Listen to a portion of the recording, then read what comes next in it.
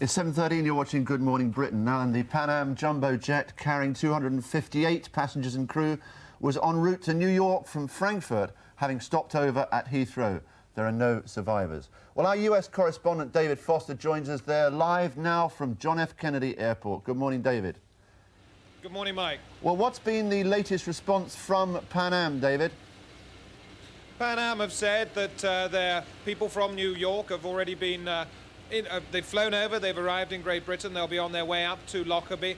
This includes a man called Roger Gould, a senior vice president of Pan Am, himself a former 747 pilot.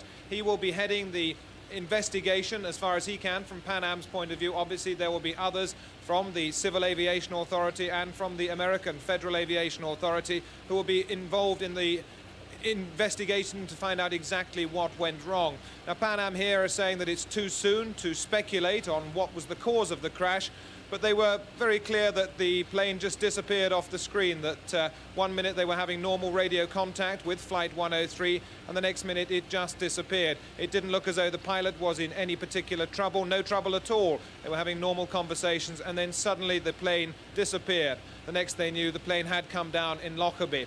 So the feeling here, although they're not saying it publicly, the feeling here is that Pan Am do believe there was probably some kind of explosion on board. David, in America, is it seen as significant that there was a percentage of American military personnel on that Pan Am flight?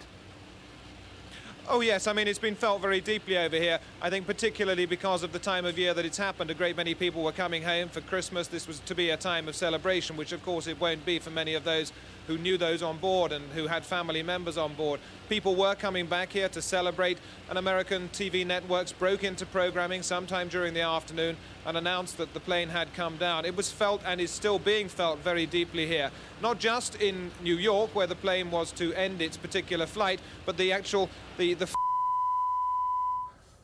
Well, we've temporarily lost David Foster, our reporter in New York there, and we've been monitoring scenes throughout the night on American television as well.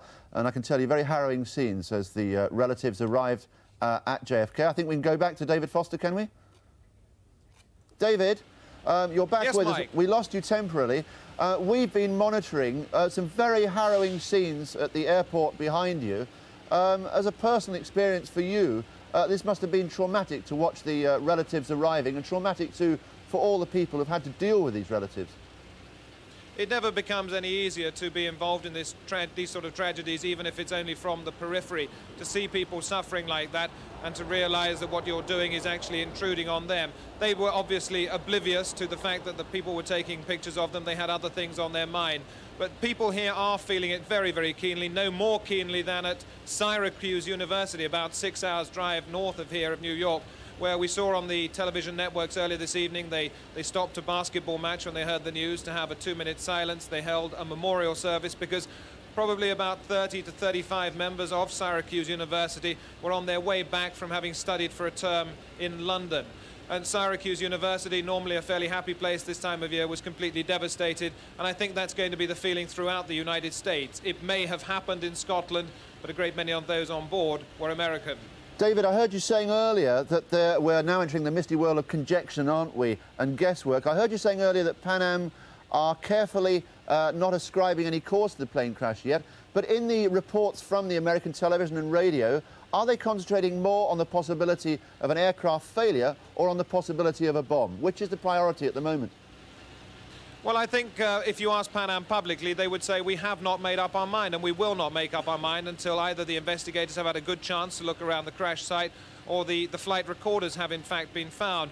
But it does seem rather strange, doesn't it, as Pan Am said to us earlier on, that this plane appeared to be going along fairly happily and then suddenly just disappeared off the radar screens.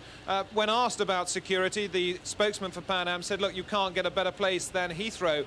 If it was a bomb, goodness knows how it got on board. But I mean, that is obviously fairly high up in their mind. Another thing that they're considering, and they were pressed about this by us at the press conference, is the age of the aeroplane, because it was coming up to 20 years old. Not in fact the oldest oldest of the Pan Am fleet of 747s, but almost 20 years old in itself. They say it had been well serviced, in fact almost completely rebuilt only about 18 months ago, and that would have given it another 12 years of life. But people are beginning to wonder whether in fact 747s that do such extensive and long-range journeys should in fact be 20 years old, or whether they should be going for something more up-to-date and something more modern. OK, David Foster from New York, thank you for the moment. We'll rejoin you later in the programme.